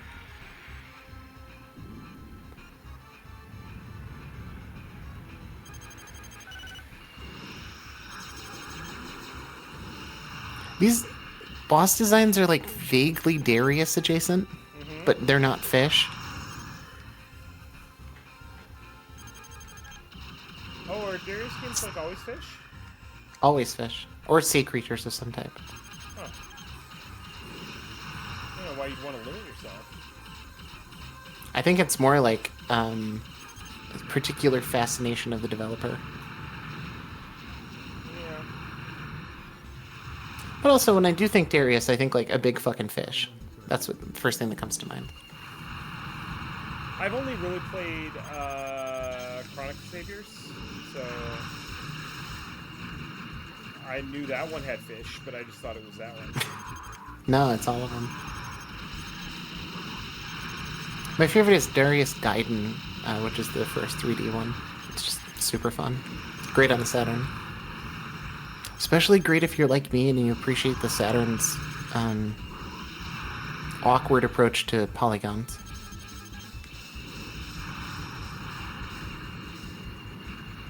That system is the only...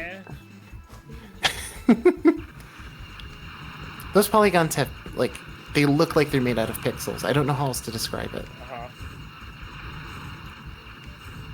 Like, if you asked a Sega Saturn to draw a straight line with no weird jagged edges, it would be incapable. But whatever it did come up with would stay on the screen and not flicker and warble. True.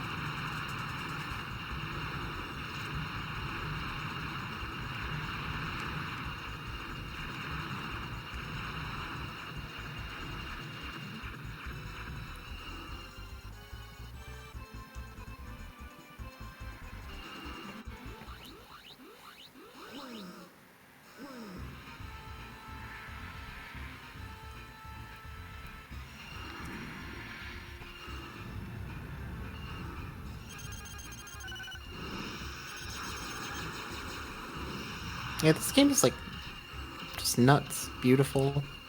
Smart.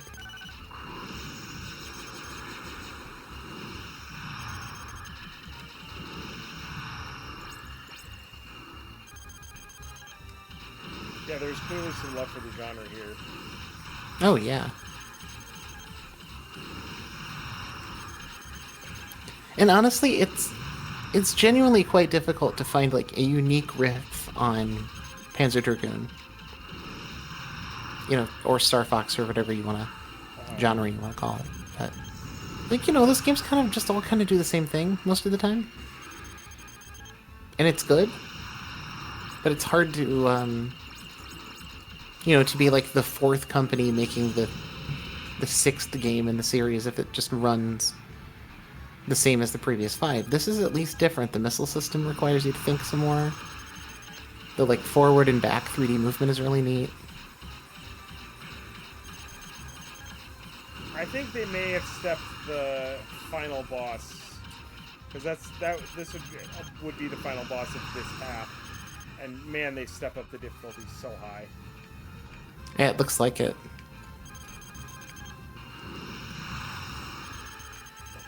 Although I think there's a hard mode in the options, right? Yeah, this is normal. Yeah. So maybe, like, they're saving the real sadomasochistic bullshit for that. So I didn't think the first levels looked particularly difficult, but no, this isn't easy.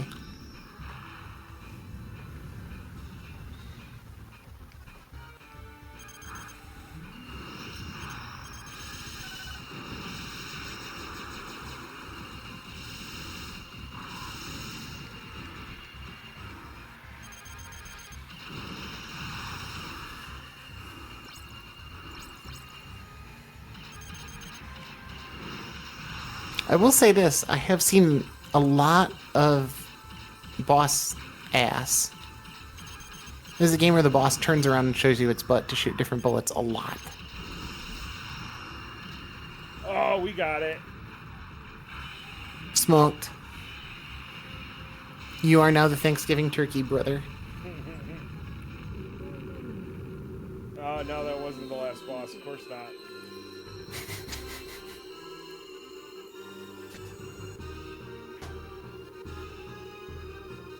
Stage 15.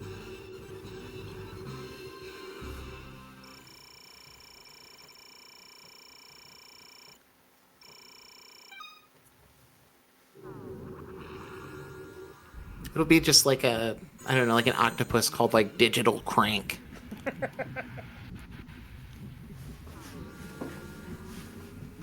Data dingus. Oh.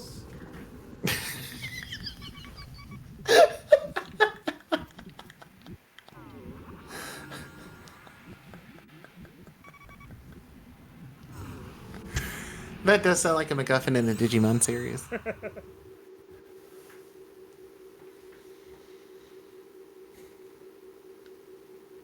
So when you're watching Digimon and they're saying, whenever they, like, list a Digimon's type, are you like, sure, bud?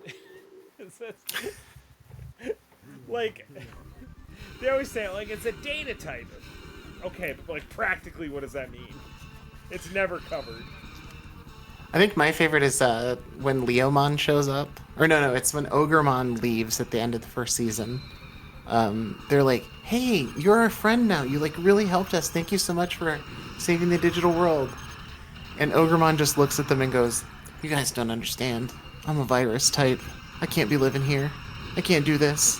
Uh-huh. It's like never explained what that meant at any point in time during the series. There's like vague vibes of like someone making up a chronic disease they have to get out of a social obligation. I'm sorry, I'm vaccine type and it's hard for me to go to the bathroom.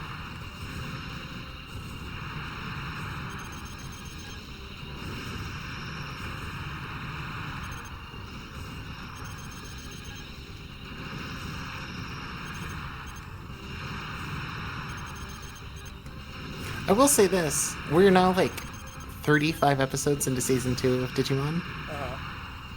Digimon Emperor is a fucking great villain. Yeah. Oh my god. Oh, he's so good. He's so good. Like, the amount of times where he just like kicks his own fucking personal Digimon in the head and tells it to like shut up and die is fucking awesome. The fact that he shows up and immediately goes like, "I need an army of slaves," is like so intense for a series like that. Yeah.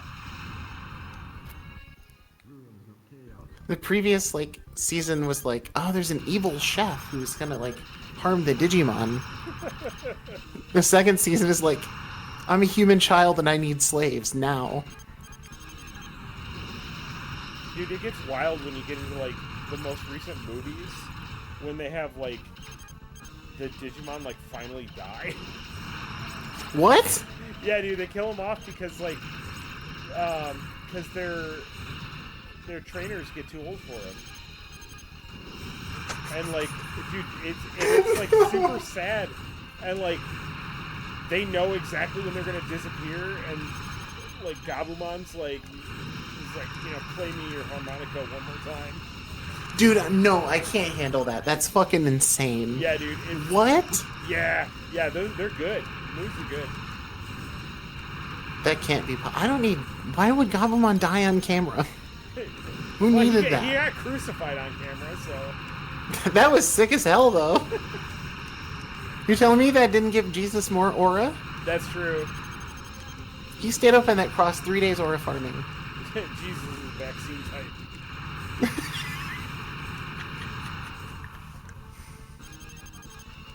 Cheesebot says data types beat vaccine types beat virus types, and virus types beat data types. Okay. I mean, you know, that coming into play once in the show would be cool.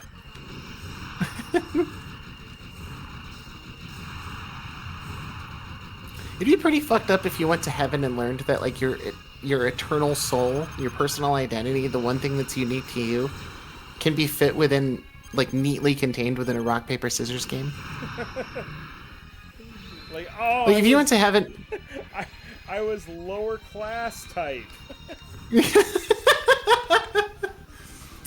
If you're like, oh my god, what was my life for? Why did I get here? What decisions led me to eternal paradise in heaven? And then God is like, well, you were rock type and rock beats scissors. Dude, all these rocks fall down. That's pretty sick. I gotta say, the lava effect is kind of bopping. Uh-huh.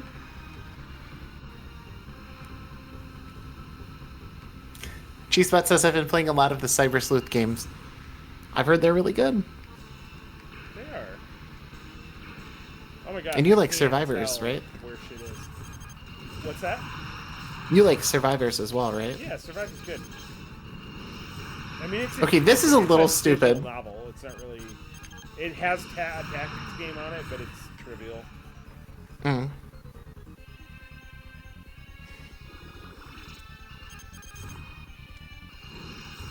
Digimon digital novel.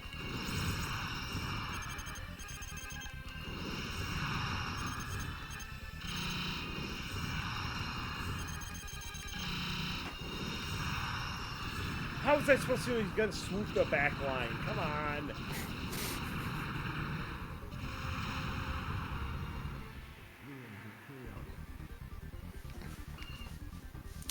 Yeah, the death scene was actually really violent. It just kind of like flew into you at high speed. Mm-hmm. This is my only real complaint is like, in like, oh, you died on the boss, do this again, and like this isn't hard. Fair. It's mostly just me watching lava effects, like, which is sick, but like. The game seems you mechanically to need to wobble. It's like do a little wobbling here. Do a small amount of wobbling for me. This part is like very difficult to see where I should be at any time. I literally can't tell if you're going to hit at any point in time.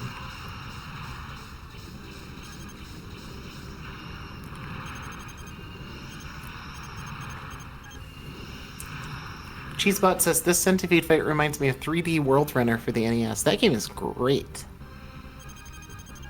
Super, super good. I like that game a lot.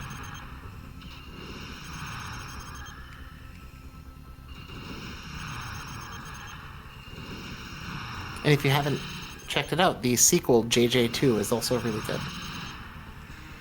Harder than hell, but good.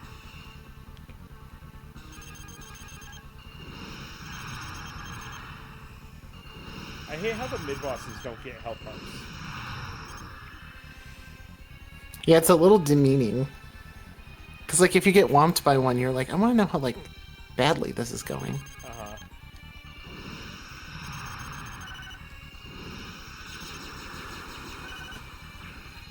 Shit. Rockman says, danger! Cool lava effects may crash your ship. That's just good advice generally.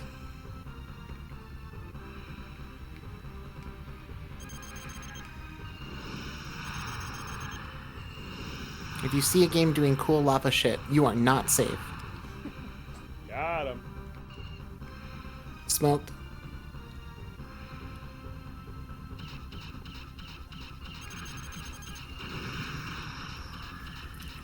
Oh shit.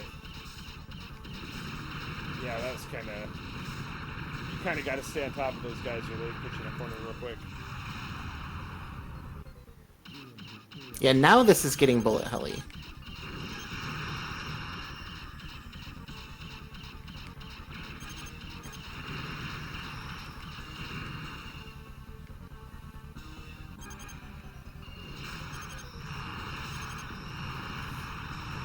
Do a barrel roll? I mean, I've only got so much room in this office. Thanks, Fox. I thought they had... Gee, I've been saved by Fox. How swell.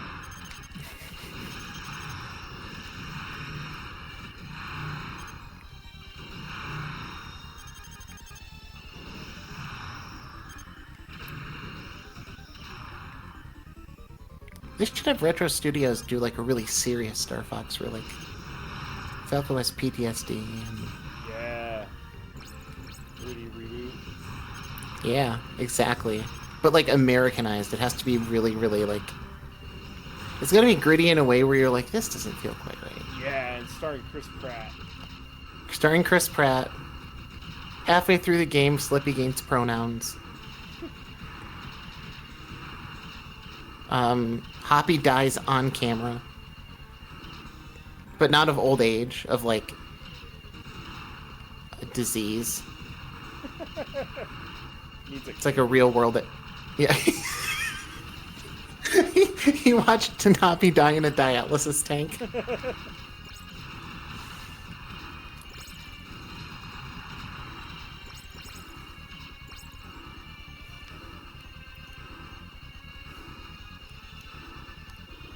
Rockman says most of the movies are just Slippy asking for help. I mean, yeah, that's true. That's very true.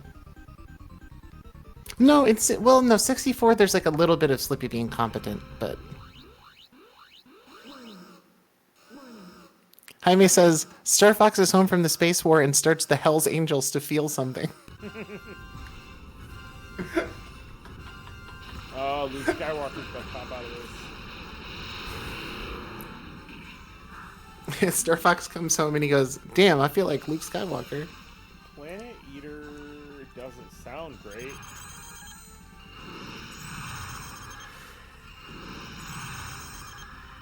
You know, I don't know how I could ever possibly hate a video game whose end boss is a fucking robot antlion.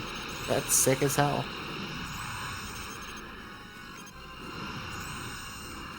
Oh God.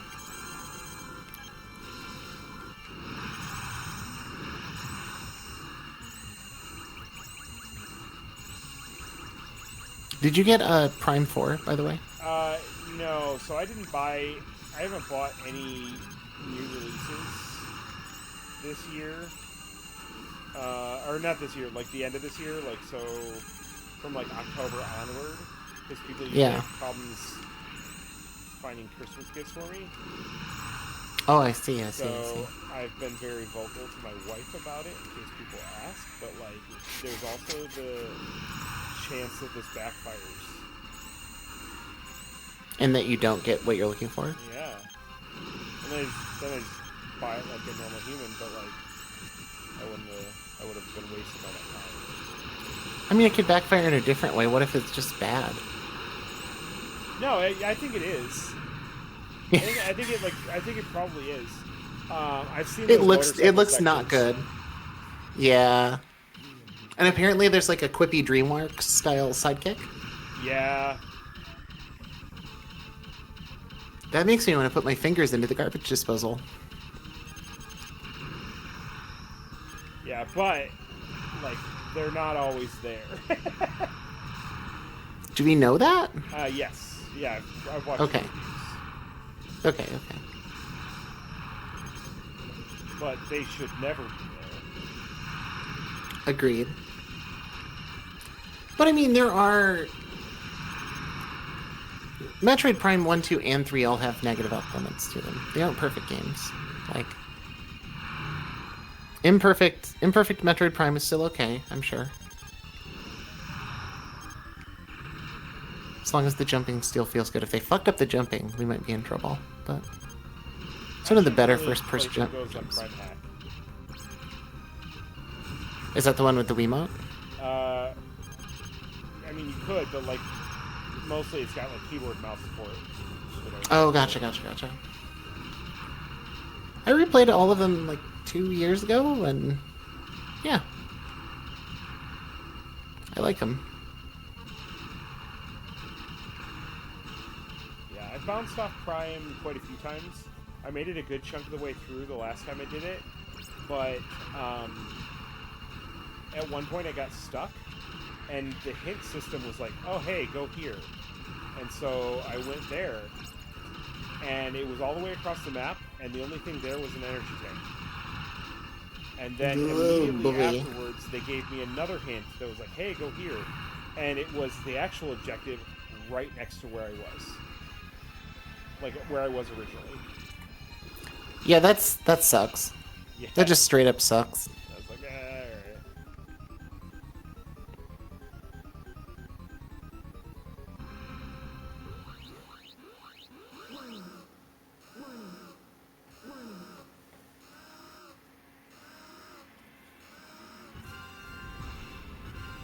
Oh, at least got full shield this time.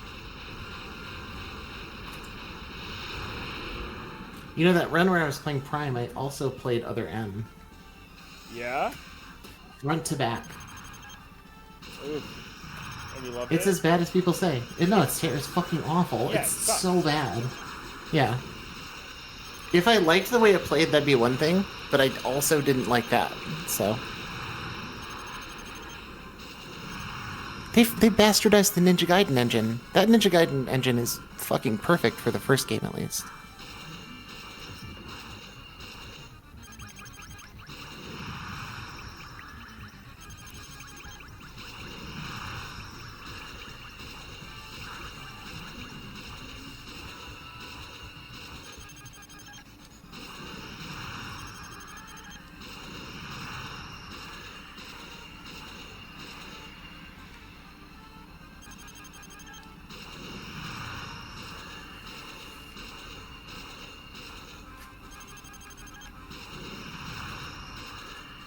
Looking at this health bar, I'm like, can I put something down on principle, please?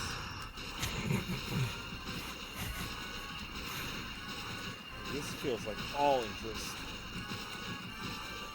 Okay, I'm looking I did I did backlog logger. Was it backlog? For all of 3 months, I'm going back and reading my Metroid Prime reviews.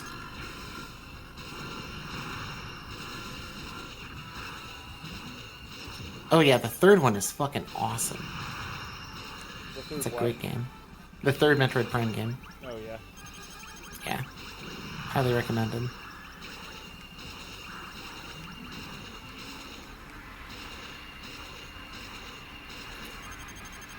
Yeah, I can't remember why I like the third game so much. The third game introduces a like a berserker mode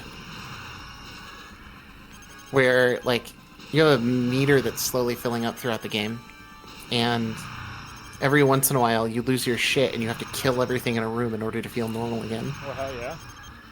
It's pretty fucking sick. It's very Doom-like, where you're just like headshotting everything in existence. And Samus is making like weird grunting noises.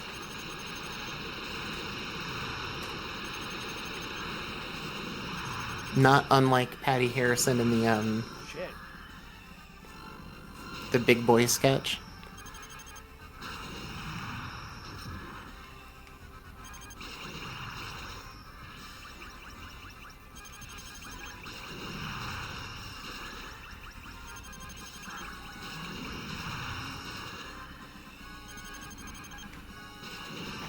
Okay, yeah, it looks like looking back on my Metroid replay, my favorite was the DS game. Oh All really? right. Yeah.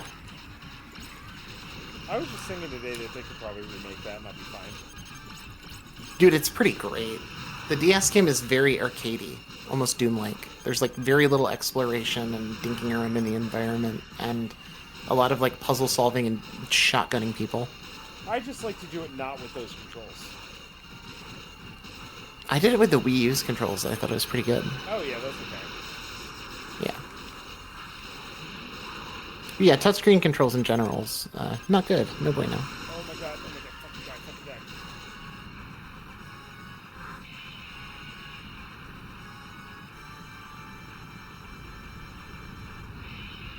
Did we roll credits? Did we? Chat, are we cooked, or did we know. roll credits? I had 0 lives left, 1 hit left. That was an intense fucking boss fight. No invisible items, bitch. Are you kidding me? I bet they're saying something real profound right now.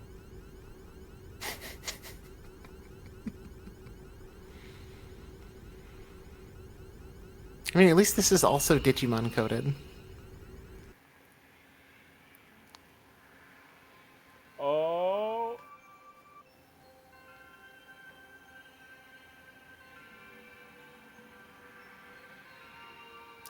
Oh, hell yeah. Hell yeah. Dude, this rules. This is so good.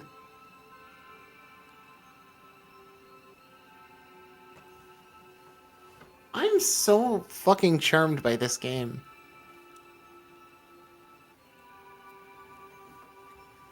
Look at that fucking background, though.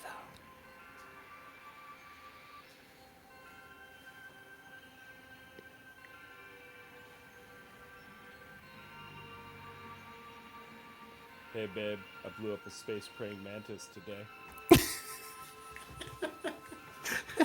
Oh my god, Greg! Greg. Yeah, he's gotta be like a Richard or a Greg. That's my default name whenever I think of just like a really generic man. Brad. I've never known a cool Greg. I've known a cool Brad, but I've never known a cool Greg. Okay. It's my theory, at least. Bronze kite. Ending one, yeah, of course it's ending one. There has to be alternate pathways.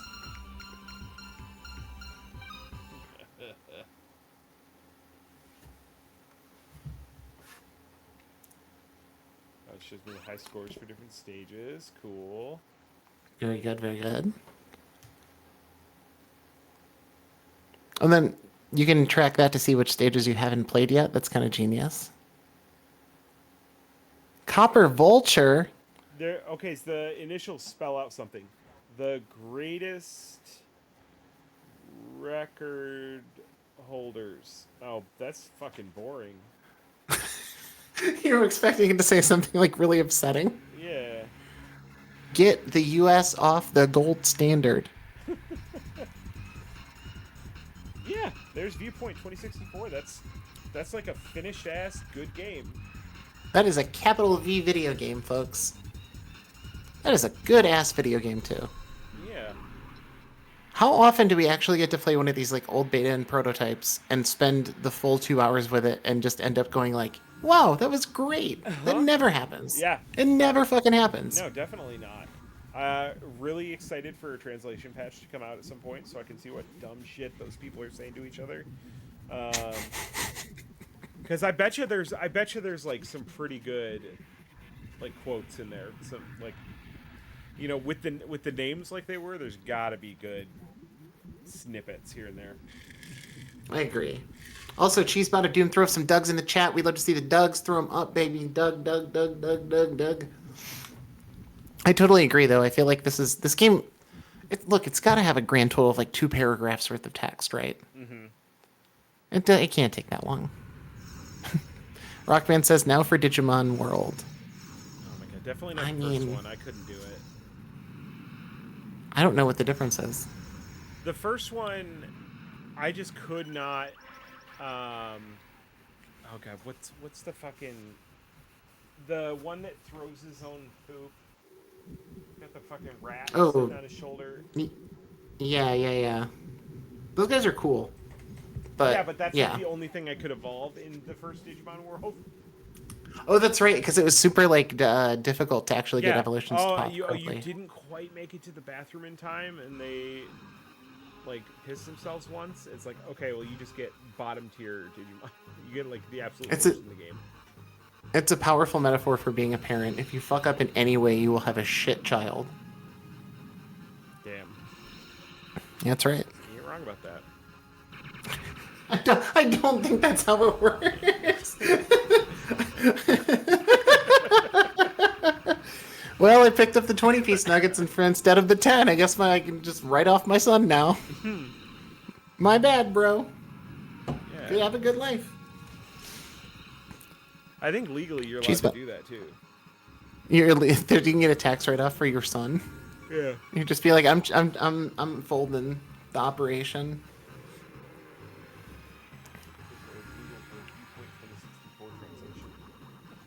Chat asks, have you played Monster Rancher? I played the fuck out of Monster Rancher when it originally came out.